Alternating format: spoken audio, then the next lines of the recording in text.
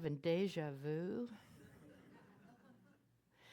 I was reminded this morning. Good morning, everybody. Good morning, family. Good morning, family. It's good to see y'all. I was reminded this morning, and some of you that have been around for a time will remember that I used to call our organization the mothership. So I guess now I'm the mother. I just realized that. It's good to be home. It's good to be home. It's good to be here, and thanks for the invitation to support this community, the community that I love. This is still my spiritual home, and this is the community that grew me. And if it wasn't for this community, I would not be in the elected position I'm in today. So when I say that the community grew me, I mean that we grew together. And that's what's important. Because when we gather this morning as a spiritual community, we gather not as isolated individuals, but as a living, breathing expression of collective faith. And in this sacred gathering that we're having here this morning, we're reminded of a spiritual profound truth that we are here not merely to believe in the divine reality, but to live it. And as we bring that inner life into outward manifestation, something transformative unfolds in us and through us and as us. And that is to live the divine truth within us means to take it out of the quiet of our own hearts and into the world. Into the way we speak, into the way we relate, the way we act, the way we forgive, and the way we serve. You know, Howard Thurman reminds us that our inner insights are not meant to stay hidden. They are meant to be achieved in the deed, living our truth in action. That is the heart of a spiritual life. And this week's theme, Living on the Edge, invites us deeper into that journey. I was thinking about that, living on the edge. You know, the truth is every time we walk out our door, we're living on the edge. Every time we get in our car, we just never know. And so it's important to remind each other how much we appreciate and love each other and value each other. You know, I want you to imagine for just a moment, you can close your eyes if you want or leave them open, but I want you to imagine for a moment a vast wilderness stretching beyond what the eye can see. Perhaps you'll see ancient forests or rolling hills and distant mountains that beckon the soul. The terrain may be rich with possibility and deep with mystery. In the heart of this landscape is a well-worn trail, marked not by ease but by meaning. It is the path of a collective spiritual journey. And I use this path as a metaphor for this community, our community. Because we walk the path together as companions, as guides, and as fellow travelers. And we share these moments of shade, of darkness, and sunlight alike, supporting every step. And when the trail becomes steep, we help to steady one another. And when the fog obscures the way, we pause and listen for Spirit's whisper, for that divine guidance. And this is not about avoiding challenge. It's about responding to challenge with faith, with collective trust, and not isolation. Through these forests of uncertainty, whether it's personal, because we all have things going on in our lives, right? If we didn't, I'd be very surprised. But through these forests of uncertainty, personal, communal, or global, because we certainly have a lot of things going on in our world right now, we are called not to turn back. Not to go back to the past, but to learn how to walk with greater awareness and courage, taking what we need from the past. To reflect on the idea that we are a community that moves in concert with Spirit, trusting that the very ground that we stand upon, the very ground that we tread, is shaped by the presence of the divine that leads us onward. I want y'all to keep in mind that the spiritual life is not sitting on a mountaintop. Nor is it a life of safety, but of courageous living. And we are all called to be courageous right now. Each of us stands at the edges of many edges in our lifetime, many moments where the familiar path ends and the wild unknown begins, where growth beckons us all beyond comfort. I think that it's here at the edge where faith becomes experience. To walk the edge of life means showing up for truth even when it feels risky. It means acting from the depths of who we know ourselves to be: honest people, courageous people, living in integrity, not merely thinking about spiritual ideas that are out there, but living them. Ernest Holmes, the founder of Science of Mind, taught that our intentions must extend into right action.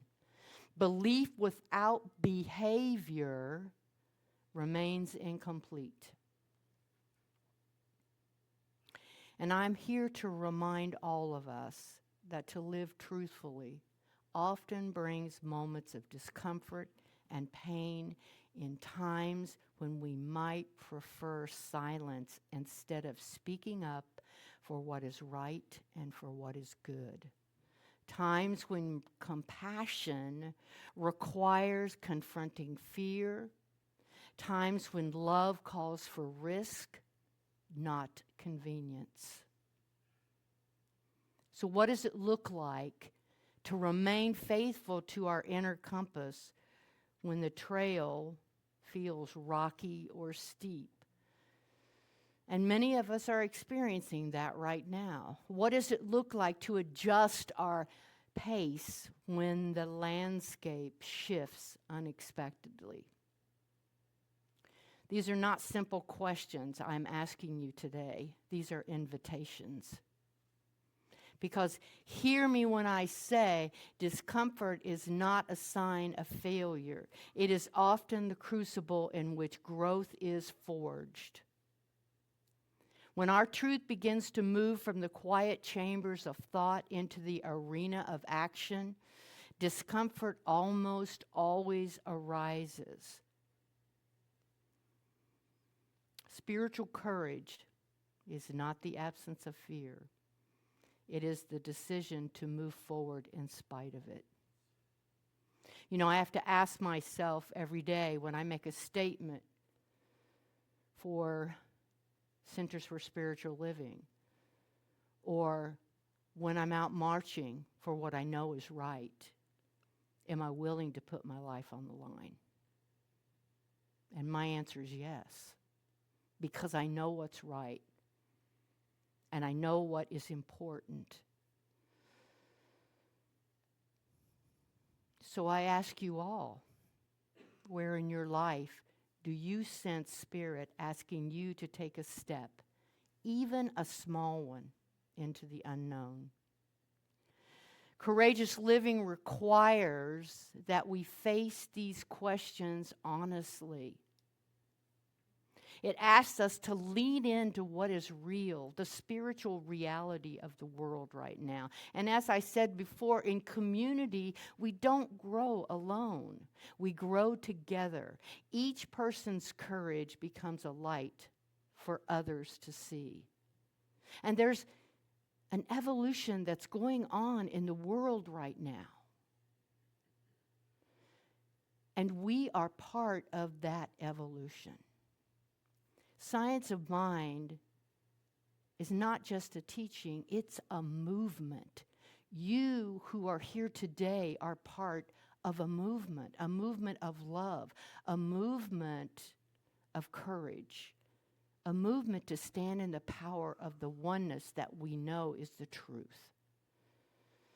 Science of mind teaches that our thoughts and our beliefs shape reality, but the teachings also push us towards that right action. We practice focusing on good even when it's not immediately visible, knowing that where attention goes, energy flows. When we look forward in faith, trusting that the universe is pulling us, pulling you, and pulling this community towards its great evolution, like it is doing many of our communities all over the world right now. I want to share with you that on the continent of Africa, we have a practitioner who has a radio show, a Science of Mind radio show, that they have once a week with over 1 million followers. I want you to think about that for a minute. The world is seeking our teaching and our philosophy. And we're here to do that, to stand in the truth of our teaching and our philosophy. Remember what Reverend Dr. Michael Beck was said. Your pain pushes you until you surrender and allow your vision to pull you. Our vision is being pulled right now because the universe always says, yes, yes, yes, my beloved, yes. It is time for us to stand up and say yes to the universe. Walking the edge of life also means to see good when frustration or fear tempts us to turn away. It means embodying compassion when reaction might drive us towards judgment. Holmes calls us to be friends of the whole world, not selective friends, but friends without reservation. And this kind of seeing is not passive. It takes courage to hold love and goodwill where cynicism or fear could easily take root. And true spiritual practice is embodied in how we move, all of us, through each day and each conversation that we have with one another, each moment that we share with one another. And many of us have known moments, I would hope, of deep inner spiritual clarity. But the real spiritual question is this: what would happen if our inward knowing guided our outward actions with equal clarity? This week's theme calls us to cross the threshold between private belief and public expression, to let our inner truths, the ones we tend with reverence, to become reflected in all of our choices, our speech, our presence, our service, to ask the question before we make a decision, what would love do in this moment? Imagine if every step we took, every conversation, every choice, every gesture became a sacred act, as Howard Thurman would say, an expression of divine truth in ordinary moments. Imagine those ordinary moments becoming holy through intention. This is the spiritual life lived fully, not in isolation, but in relationship, not in concept, but in act. You are here and you are on holy ground simply because you are here. The trail we walk does not unfold with only one traveler. Think about your life and all the people that have contributed to you and who you are today. It advances because every person contributes. They contribute their strength and their care and intention along with you. And in community, we share this journey. Maybe you met your best friend here. Maybe your life partner. But maybe these teachings of Science of Mind helped you to deepen your spiritual practices or to see life a little differently. And the truth is, when we think about it, when someone stumbles, we offer a hand. And when a community struggles, it's time to awaken our shared spirit, gather in love, and rise together in the healing light that binds us all. This is your community, just as it is your life. And this is what it means to rebuild community. It's not about returning to what once was, but about co-creating what is begging to be emerging here, now. This is what it means to rebuild a community and to rebuild a life. One that calls us into deeper and deeper trust and compassion and courageous action. This is true of our individual lives, and this is true of Ahava Center for Spiritual Living. Think about this once again. Our journey is communal. Our faith is relational. Our courage is collective. And standing at the edge of life means we feel the shift of the terrain underfoot. And it is shifting. It means encountering uncertainty, but choosing to trust that spirit is greater than our fear and that life's path is not marked by the absence of challenge, but by how we walk through it with love, integrity, and courage. This is the essence of spiritual community, a body that supports its members, holds them near with compassion, and moves forward with new depths of faith. I want to remind everybody what I said on the very first service that we had in 2009 in July. When I moved here from California, I said I did not come here to live small for God. We did not come here to live small for God. I want to leave you all with a story today a story that's unfolding right now in our world that has touched me deeply. And it's a journey of faith that brings life to the very idea I am sharing with you today. In October 2025, a small group of Buddhist monks set out from a temple in Fort Worth, Texas, on a remarkable pilgrimage called Walk for Peace. Their aim wasn't political. It wasn't a march with banners or slogans. It was something far quieter, far deeper. I might call it a living prayer in motion.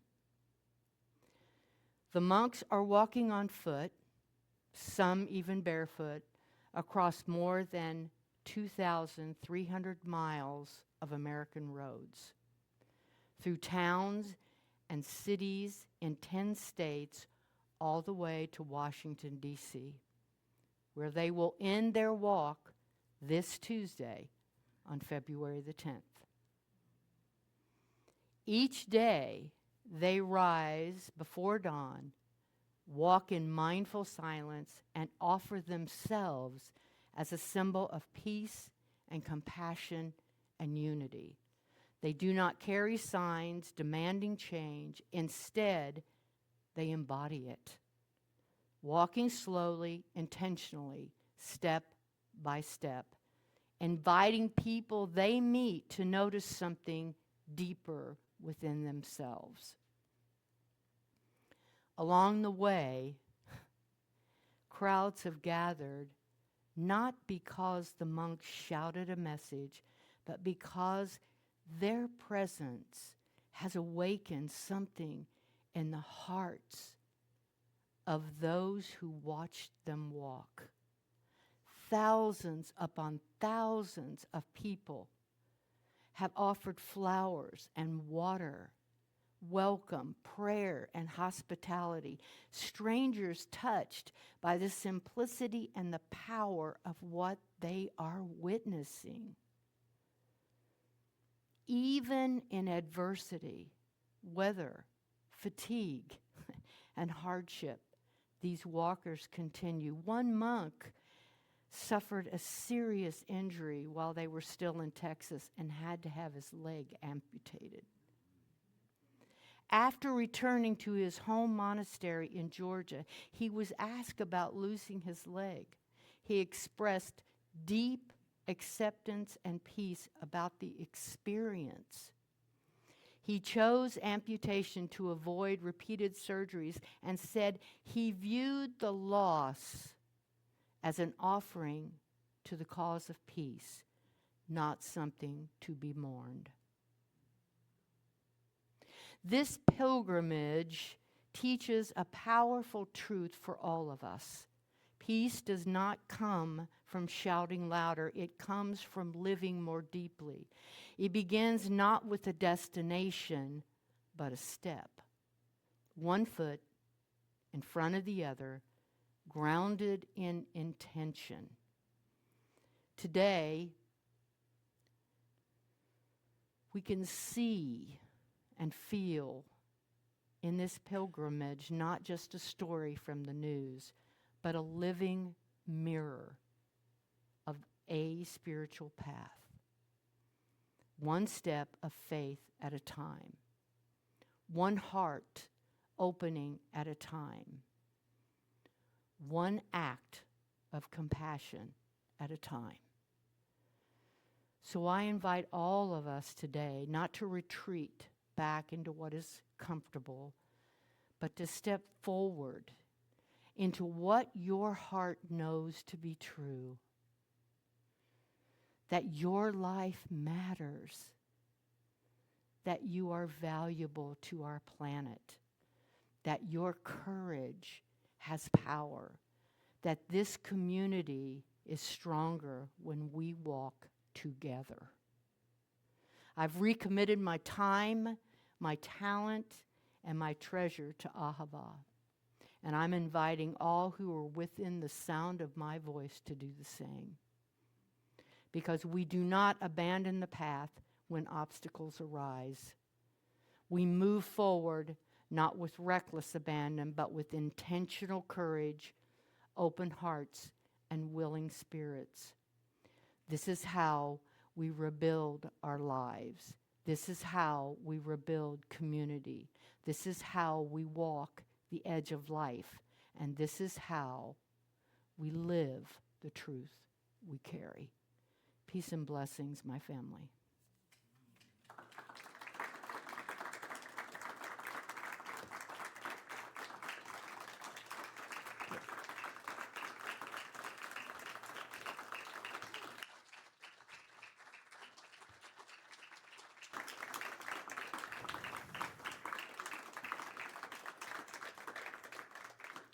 Shall we go into prayer?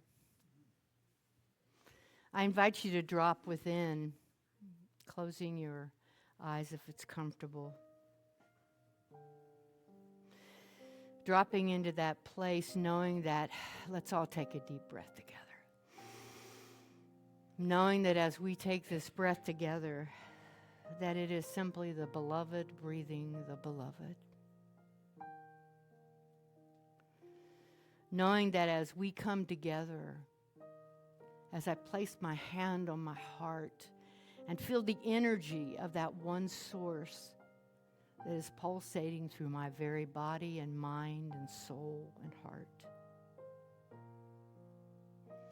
Knowing that right here, right now is the only moment, the only time, the only place. That this moment is the moment to recognize that there is only one. And I know that one is the source of all of creation, from the invisible to the visible. This source that creates out of itself, never diminished by its creation. This source that I know as love and oneness and clarity and joy, as power, as peace, as all of these things, yet it is no thing. It simply is that which has always been and always will be. It is that truth with a capital T that runs through the blood of every vein of life. I know this power and presence as the truth of this community, as well as myself. And so I know that each and every person within the sound of my voice is this same undivided, absolute love. That each individual here and those who could not be with us are absolutely the same love and power and peace and clarity, the same oneness, wholeness, all of it. It is all right here, right now. And so I speak my word for this community and all of those participating this morning in standing in the power of the word, of the truth, of the principles that we know are never changing. I speak my word knowing that this community in this moment and each and every person is unfolding in that divine, absolute order, because there is nothing but the divine. And so I know that each life is unfolding, uplifting, and standing strong as the very life that God is.